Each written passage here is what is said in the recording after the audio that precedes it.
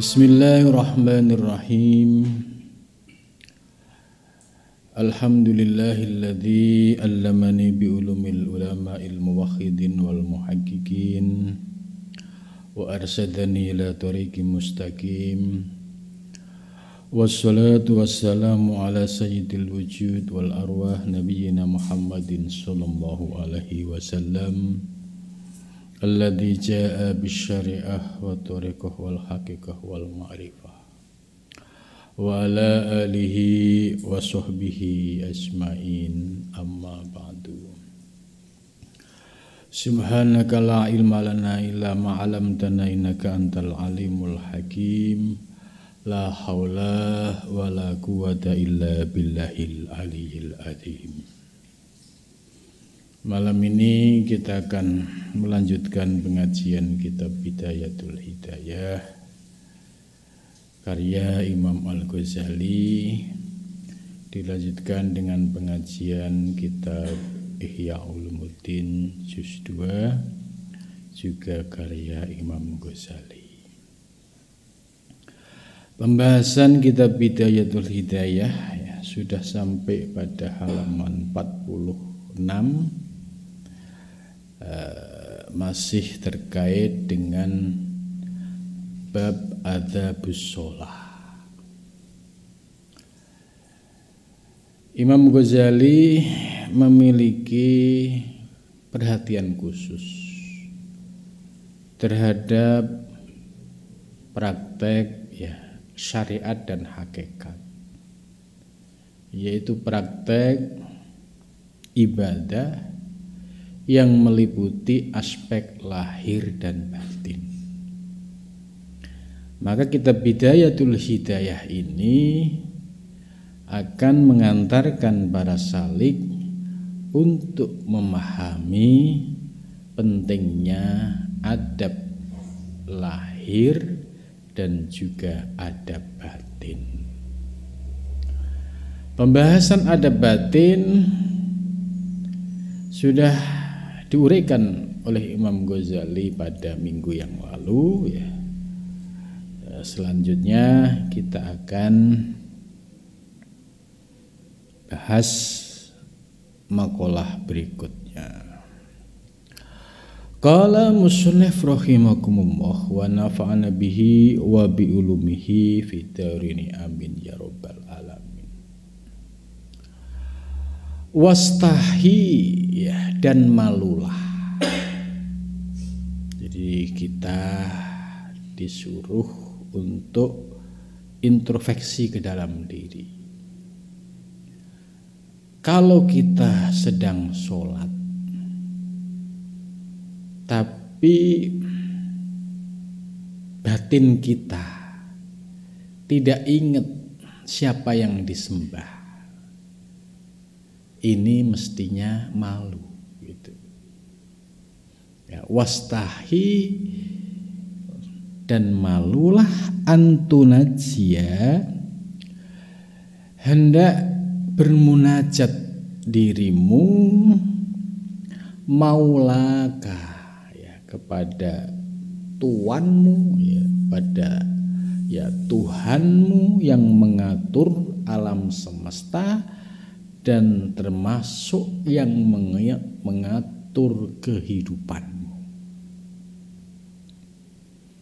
Itu. Jadi maulaka itu yang mengatur alam semesta, kemudian supaya lebih mengena, ya termasuk yang mengatur kehidupan dirimu, yang memberi napasmu, yang juga mengatur rizkimu.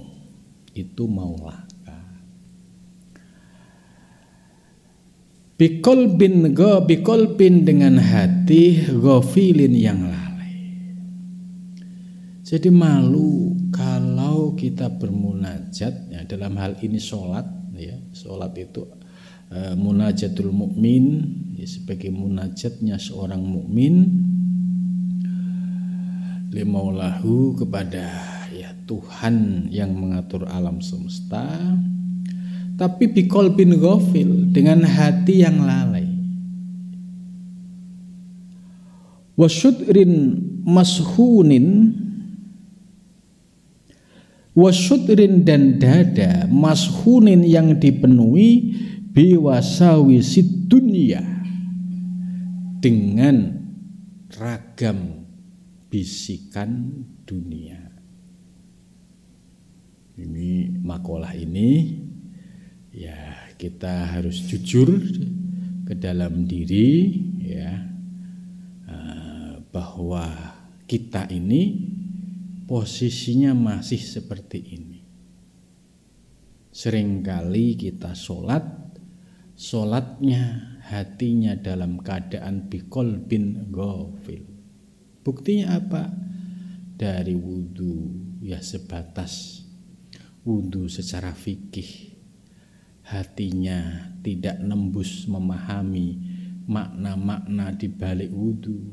Begitu juga ketika sholat, dari takbir sampai salam juga sama, tidak ingat apa tujuan sholat dan siapa yang disembah di dalam sholat.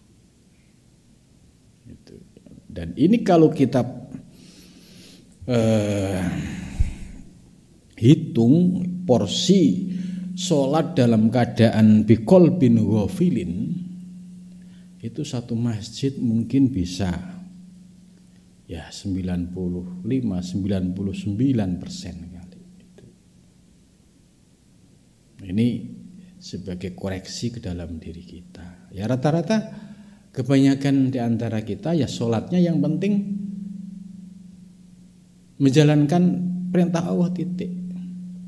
Soal ingat sama Allah atau tidak, nah itu kan nggak ada rukun dalam sholat. Padahal ini yang esensi, ya ini adalah ruhnya.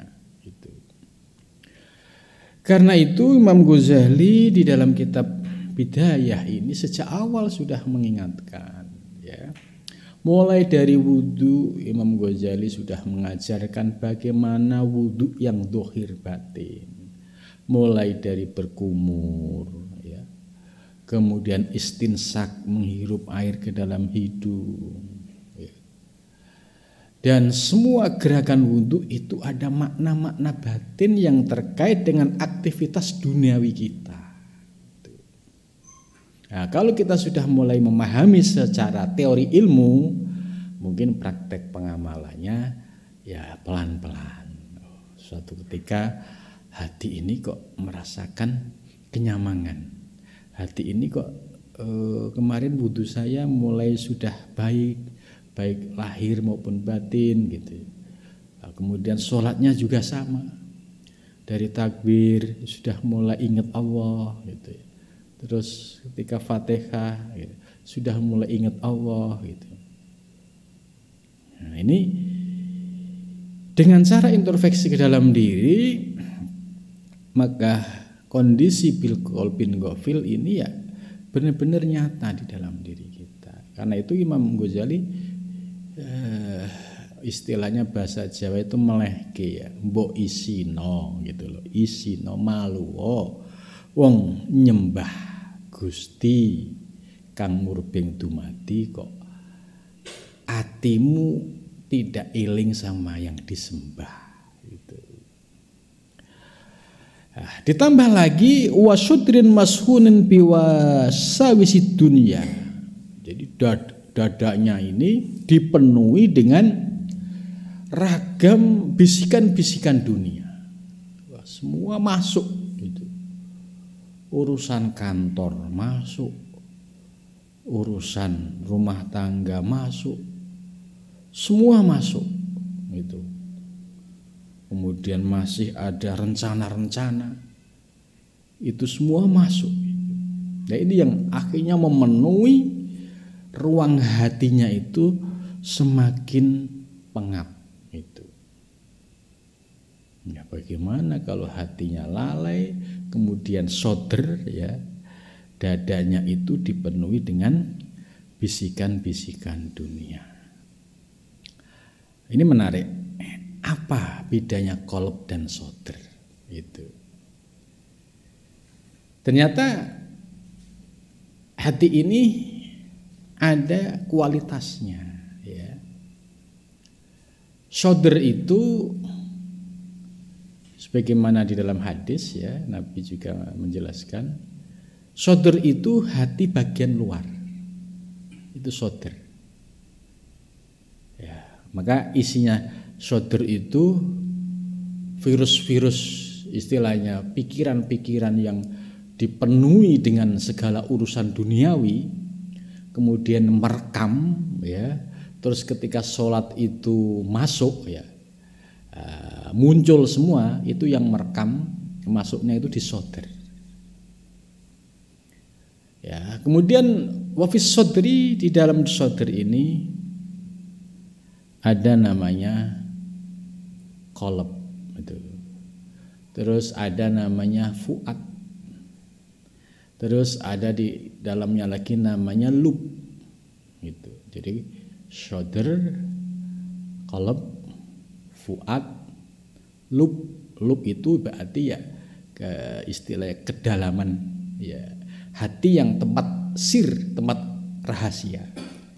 Kemudian yang terakhir itu ada hati sir, yang artinya sirul asror ya, hati yang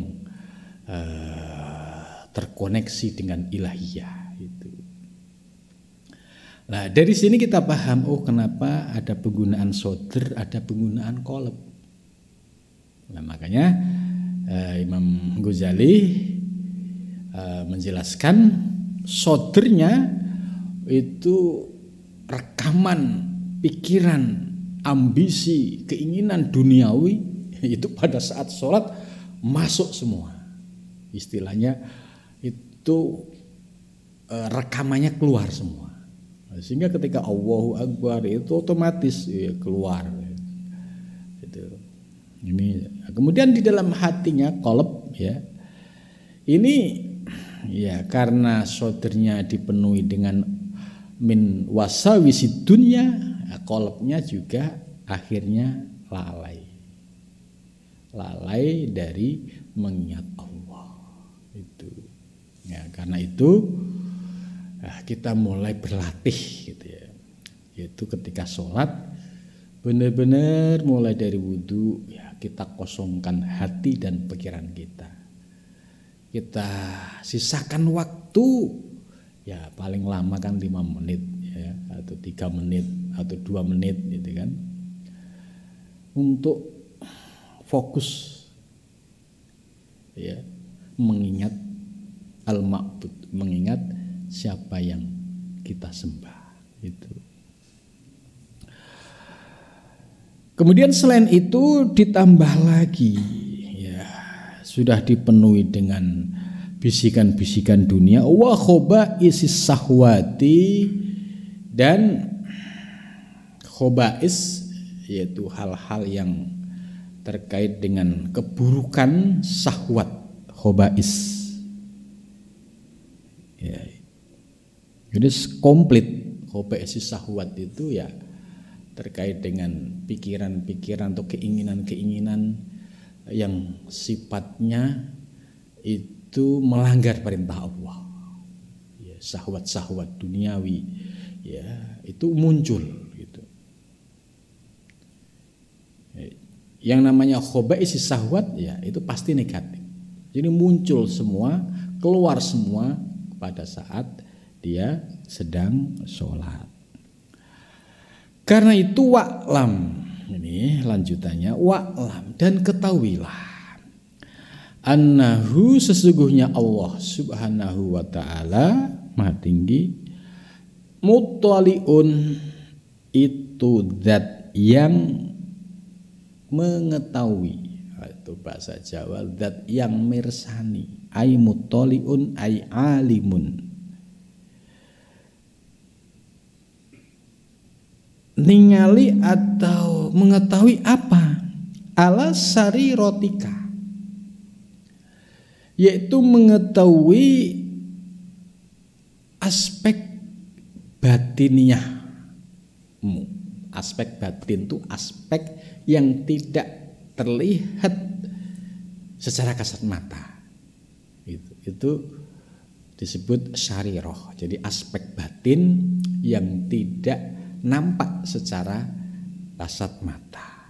Itu Allah tahu. Ya, contoh misalkan seseorang ya, di dalam hatinya ada yang memiliki kerinduan kepada Allah, gitu. Ada yang memiliki mahabbah kepada Allah. Ada juga hatinya dalam keadaan ghaflah, gitu. Jadi semua Allah tahu. Karena Allah tahu, gitu, ya sadaro, gitu, elingo. Kalau sholat itu ya perlu fokusnya itu untuk ingat siapa yang disembah. Karena Allah muttali'un ala syarirotika ya.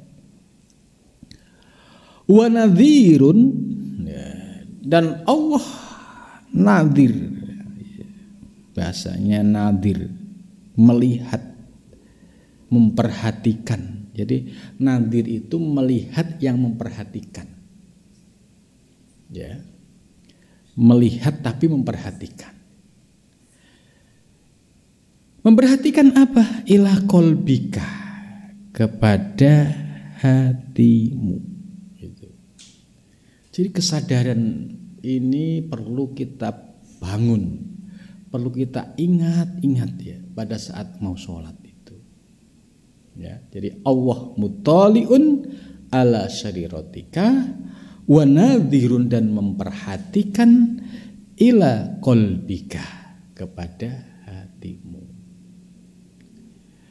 Maka apabila kita sholat misalkan dari takbir ya Allahu Akbar, ya, sudah paham makna Allah, kemudian penggunaan ya akbar ya, tafdhil, kenapa kok pakai akbar ya, karena yang maha besar ya hanya Allah, selain Allah kecil, kita kecil ya. Terkadang manusia itu yang belum paham ilmu tauhid itu merasa besar gitu. Merasa besar dengan ilmunya, merasa besar dengan hartanya, merasa besar dengan pengaruhnya, merasa besar dengan dunianya gitu. Lah ketika takbir diruntuhkan keakuan-keakuan yang merasa hebat, merasa besar, merasa berilmu, ya merasa segala, semua luluh lantak. Ya, luluh lantak karena itu bukan punya kita. Kita ini hamba yang diberikan fasilitas semuanya oleh Allah. Maka ketika ada fasilitas ilmu, ya kembalikan kepada pemiliknya. Ketika ada fasilitas harta, ya kembalikan kepada pemiliknya. Sehingga keakuannya runtuh, hilang. Itu. Maka dengan saat takbir sudah mulai memahami makna Allahu Akbar, itu akan mulai terasa menikmati batiniahnya. Oh iya, ternyata saya hamba yang tidak ada apa-apanya. Ya memang tidak ada apa-apanya. Wong zatnya aja dari sulalah mintin, sesuatu yang sangat hina gitu. Terus jadi manusia hanya dititipin fasilitas, kemudian melupakan yang memberikan fasilitas. Ini kan namanya orang sedang lalai. Nah, kita diingatkan oleh Imam Ghazali untuk menyadari ketika Allahu Akbar benar-benar memiliki kesadaran, ya, ketiadaan diri yang ada hanya kebesaran Allah Subhanahu wa ta'ala. Maka akan terasa nikmat ketika mengucapkan Allahu Akbar yang dipahami maknanya. Ini salah satu kenikmatan batinnya.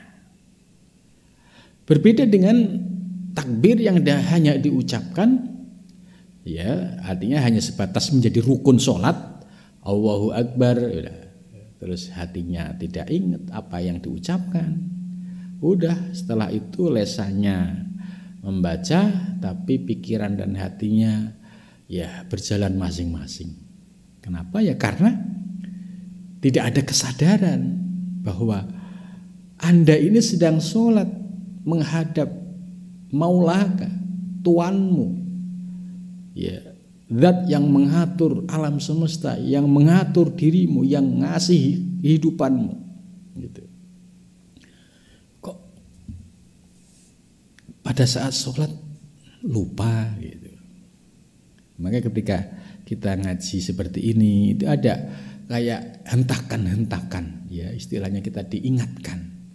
Oh iya, ternyata selama ini ya sholatku hanya gitu-gitu aja, ya nggak ada efek sama sekali untuk perubahan ke dalam diri, gitu. Kemudian yang perlu kita sadari tadi, ketika misalkan sudah mulai latihan khusyuk, ya takbirnya bagus, kemudian doa iftitahnya dipahami maknanya, gitu. Jadi doa iftitah ini pondasi, ya. Ketika kita sedang sholat itu pondasi penting sekali doa iftitah, terutama innas sholati wan nusuki wa mahyaya wa mamati lillah. Inna sholati, sesungguhnya sholatku, wa nusuki, ibadahku, wa mahyaya, hidupku, wa mamati, dan matiku, lillah, semua milik Allah. Nggak ada yang punya kita, gitu. Akhirnya muncul kesadaran lagi, oh iya ya Allah, ternyata saya kok semakin nggak ada apa-apanya, gitu. Kemudian setelah itu lanjut, ya, baca basmalah, ya, sesuai dengan yang kita pahami, ya, menurut Imam Syafi'i, ya, dengan membaca Bismillahirrahmanirrahim yang disuarakan. Nah, Bismillah ini kalau dipahami dari sisi substansinya juga memiliki kedalaman makna. Itu tidak sebatas Bismillah hanya di bibir, gitu. Kalau bismillahnya itu mantap, berisi, ya, memahami substansinya, tentu memiliki nilai yang istimewa. Tapi kalau hanya bismillah yang terucap secara lesan di bibir, nggak memahami maknanya, ya biasa-biasa aja, gitu. Terus selanjutnya ketika baca Fatihah, alhamdulillahi rabbil alamin, ya. Ini maknanya cukup dalam semua, ya. Bahkan di dalam hadis qudsi, di dalam Fatihah ini, ya, ada dialog, ya, antara hamba dan Allah. Ketika kita mengucapkan alhamdulillahi rabbil alamin, segala puji milik Allah. Jadi kita mulai mengakui segala puji milik Allah. Kita gak punya apa-apa. Kalau toh kita ada sesuatu yang muncul kemudian dipuji, itu sesungguhnya ya milik Allah, bukan milik kita. Itu karena sikap akidah kita, ya alhamdulillahi rabbil alamin. Bagaimana kalau ada orang dipuji terus GR? Ya karena dia belum mengerti ilmu tauhid.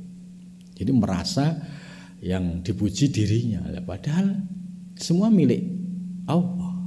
Misalkan dia ganteng, yang ganteng siapa yang bikin? Dia dipuji karena kecantikannya. Memang siapa yang bikin cantik? Ya bukan bapak ibunya, yang bikin cantik ya Allah. Tapi pada saat alhamdulillahirabbil alamin, ya menyadari betul bahwa semua yang layak dipuji hanya Allah.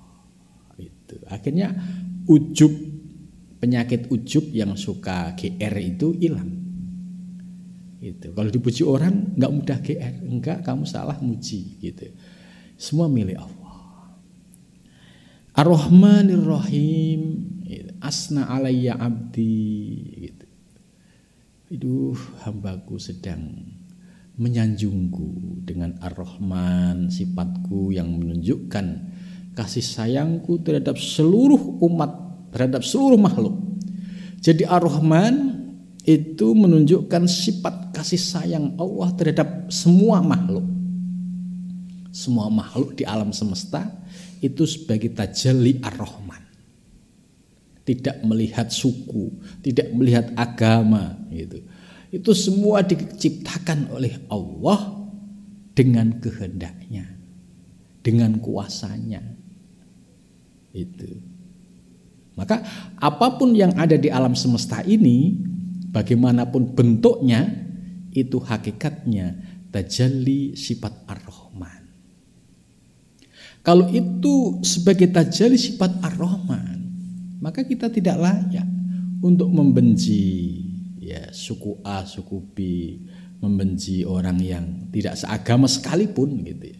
Karena kita harus memandang bahwa dia bisa macam-macam itu ya karena kehendak Allah Subhanahu wa ta'ala. Akhirnya memiliki sifat penyayang, tidak pilih kasih, ya, tidak mau menolong orang. Ditanya dulu KTP-mu apa, ya keburu mati orangnya.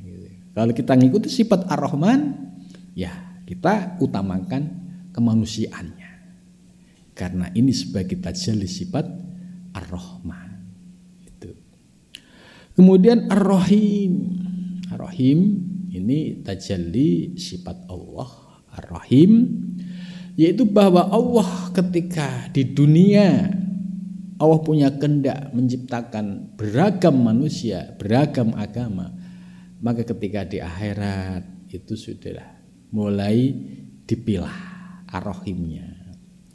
Begitu juga dari sekian umat manusia yang diberikan limpahan nur hidayah, ternyata tidak semuanya itu yang bisa menjadi orang yang beriman, ternyata tidak semuanya. Ditambah lagi, dipetani lagi istilahnya. Setelah dia beriman kemudian menjadi muslim, ternyata setelah dia muslim hanya musliman banyak, tapi muslim yang hakiki ya, yang memahami nilai-nilai keislaman juga tidak banyak gitu. Jadi praktek keagamaannya semakin mendalam, kemudian ditambah lagi diberikan anugerah batiniah, memahami ilmu-ilmu hakikat, memahami ilmu-ilmu batiniah, memahami ilmu-ilmu torekoh. Ini juga bagian dari wujud Ar-Rahman yang paling dalam. Itu. Sehingga komplit nikmat kita ini lahir dan batin. Itu. Jadi Ar-Rahim, nah itu sudah spesifik, sudah khusus.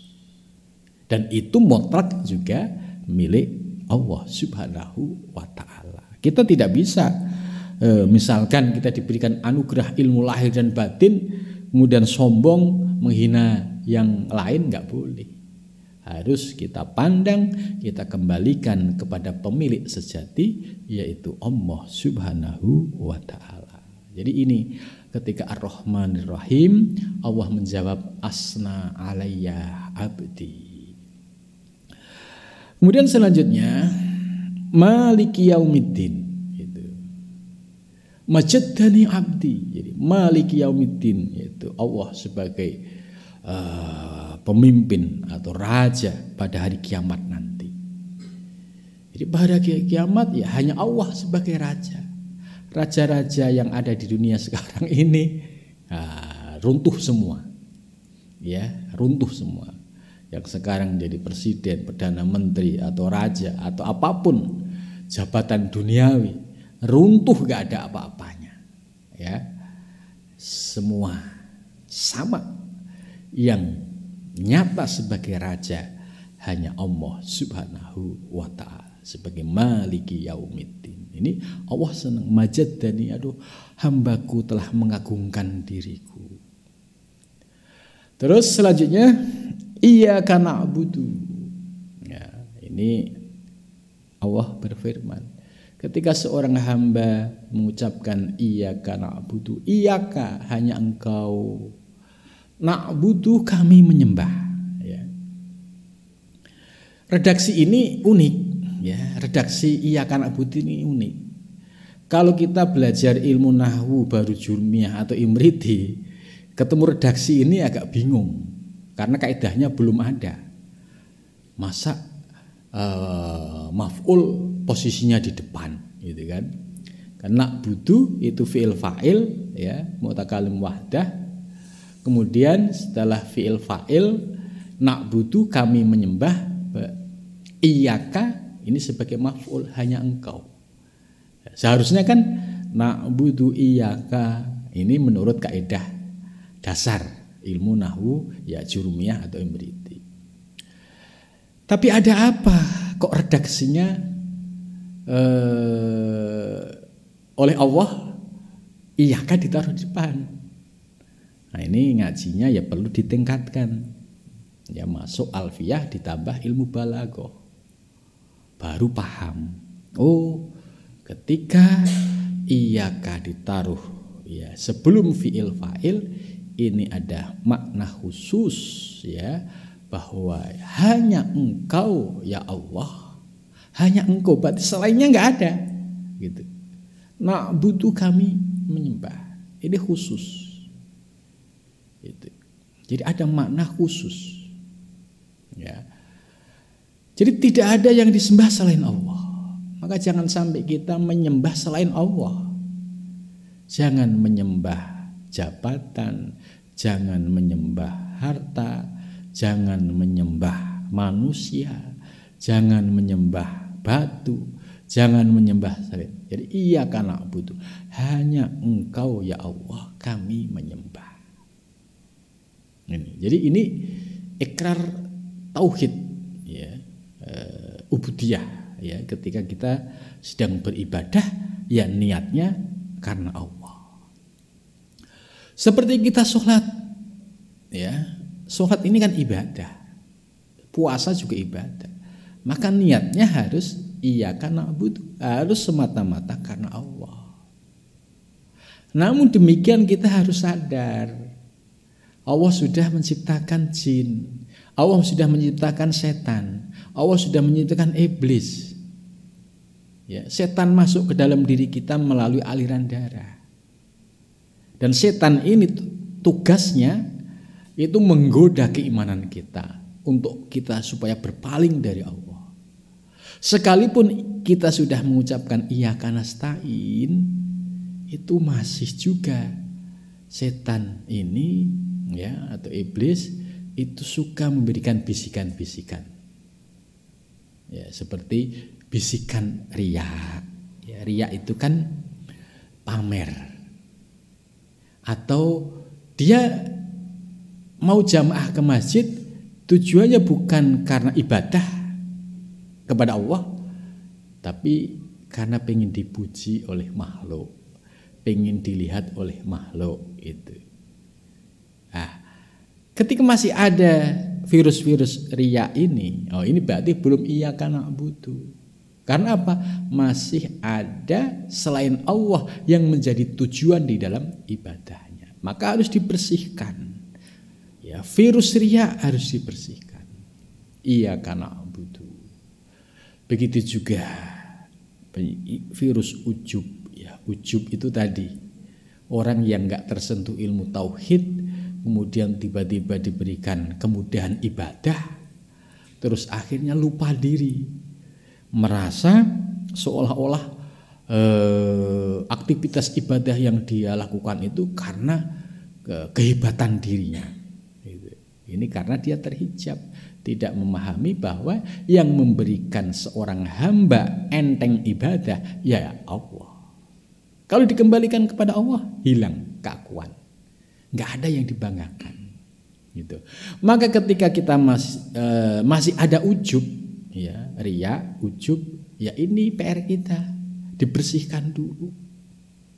Ya, jangan iyyaka na'budu sudah benar gitu. Cuma apa sih musuh kita? Ternyata riya. Di mana riya? Nggak kelihatan. Yang tahu hanya diri kita. Orang riya tidak riya, yang tahu hanya diri kita dan Allah.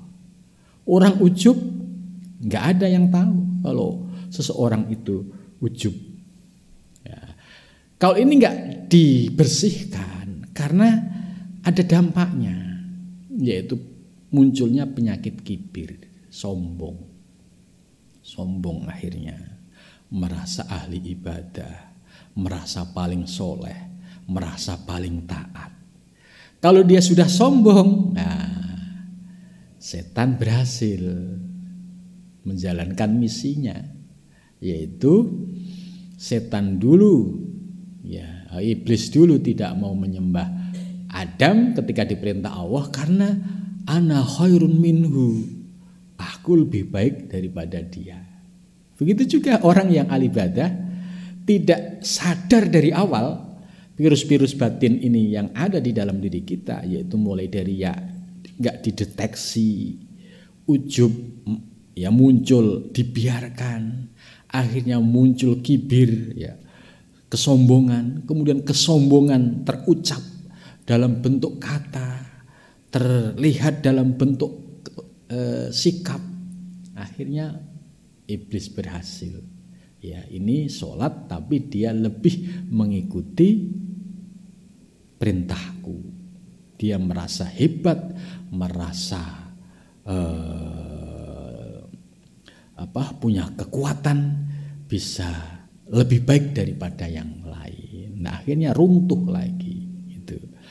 Nah, penyakit-penyakit batiniah ini jarang orang yang bahas. Gitu. Iya karena butuh ya. Saya sudah nyembah Allah gitu kan. Cuma pernik bisikan-bisikan batiniah ini orang tidak memperhatikan dan terlalu abai. Sehingga akhirnya apa? Ya riya masuk, ujub masuk, takabur masuk, ya akhirnya tidak ada efeknya. Gitu. Ba'da sholat ya tidak ada efeknya gitu ya. Jadi ketika ia kana butuh ini menunjukkan bahwa hadza ini adalah untukku. Ini li untukku. Jadi seorang hamba menjalankan ibadah semata-mata hanya karena aku. Tidak boleh selain aku. Kalau selain aku Allah cemburu. Karena ya tidak ada yang kekuatan selain Allah tidak ada. Itu kenapa harus menyembah kepada selain Allah? Karena itu masuk tergolong dengan syirik. Nah, kemudian iyyaka nasta'in, ya. Iyyaka nasta'in juga sama redaksinya. Nasta'in, ya, ini fi'il mudhari. Ista'ana yasta'inu. Nasta'in bentuknya mufrad. Bentuknya mutakalim ma'al ghair, ya. Nasta'in sama na'budu fi'il mudhari bentuknya juga mutakalim ma'al ghair, ya. Jadi artinya kami gitu. Ketika nasta'in iyaka redaksinya aslinya menurut kaidah tata bahasa yang levelnya jurmiyah atau imriti. Tapi karena ada maksud tertentu, ya, iyaka ditaruh di depan. Jadilah iyyaka nasta'in, ya. Hanya engkau ya Allah, ya. Nasta'in kami mohon pertolongan. Dalam hadits qudsi Allah menyatakan hadza li abdi. Ini bagian hambaku. Terserah hambaku masalah abdi gitu. Jadi pada saat iyyaka nasta'in Allah menyatakan hadza li abdi. Ini untuk hambaku. Masalah abdi, apa yang diminta oleh hambaku sampaikan pada saat iyyaka nasta'in. Lintaskan, jadikan ini sebagai tempat kita mahalud doa gitu. Ini sudah ada ruangnya ternyata ini. Nah, makna-makna seperti ini jarang yang mengurai gitu. Padahal hadis qudsi ini ya sangat populer sekali, ya.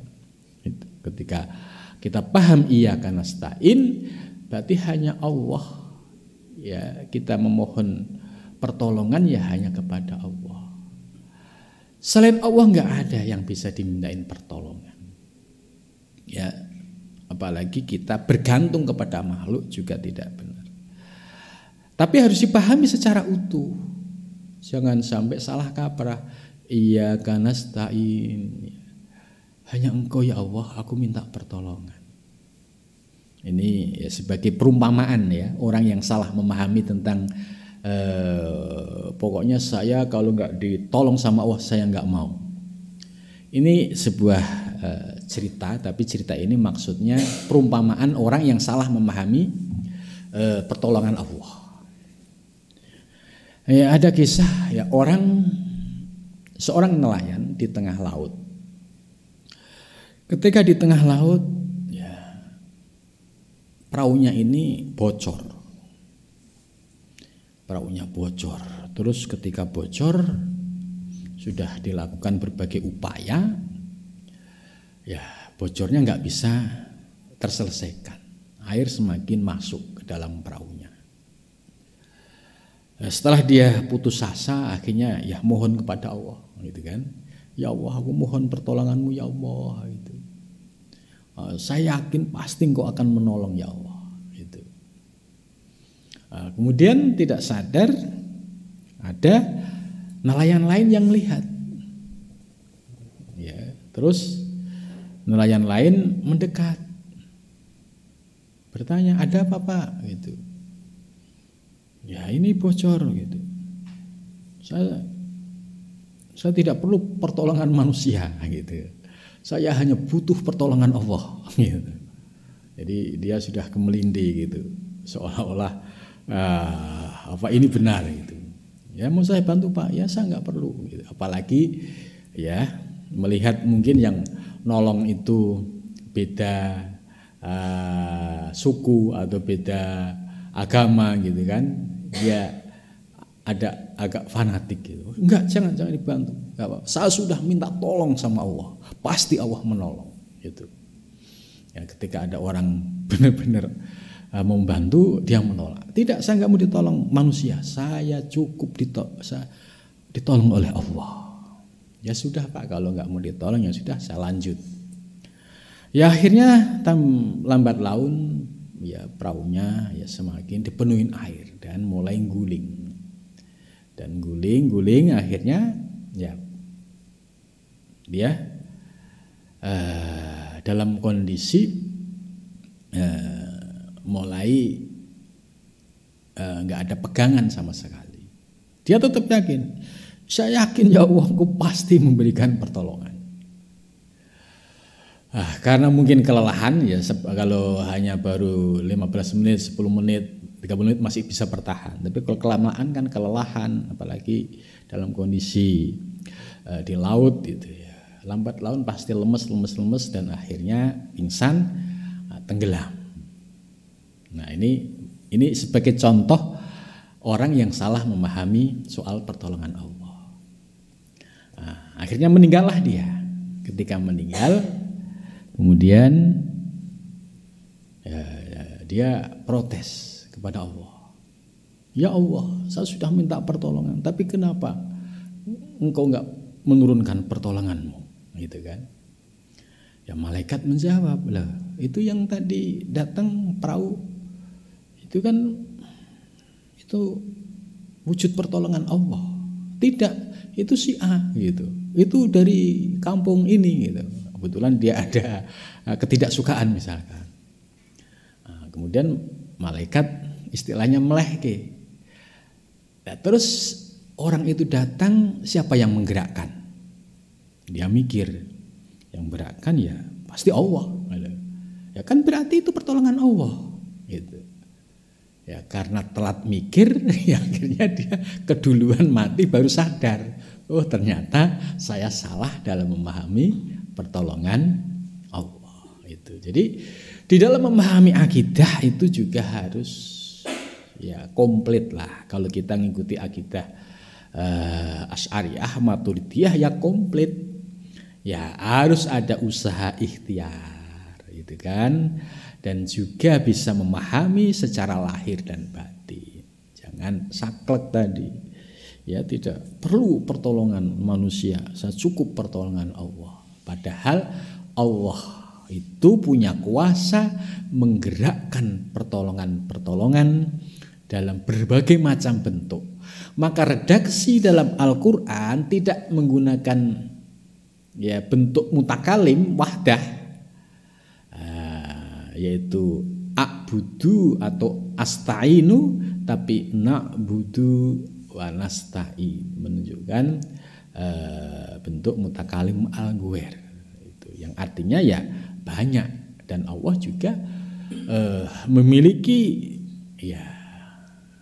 banyak pintu untuk memberikan pertolongan kepada hamba-hambanya, ya. Itu. Kemudian selanjutnya ya ihdinas siratal mustaqim. Ini doa, ya, doa yang menjadi munajat kita dalam perjalanan hidup kita. Mudah-mudahan ditunjukkan jalan yang lurus, yaitu kita sudah benar dalam kondisi iman dan takwa kepada Allah, tapi kualitas keimanan dan ketakwaan kita perlu ditingkatkan. Kalau kemarin kita sudah belajar fikih bagus, ayo kita jangan malu belajar tasawuf. Untuk apa? Menyempurnakan. Karena dulu makna syariah itu meliputi zahir batin. Gitu. Bukan berarti tasawuf itu ilmu baru, tidak.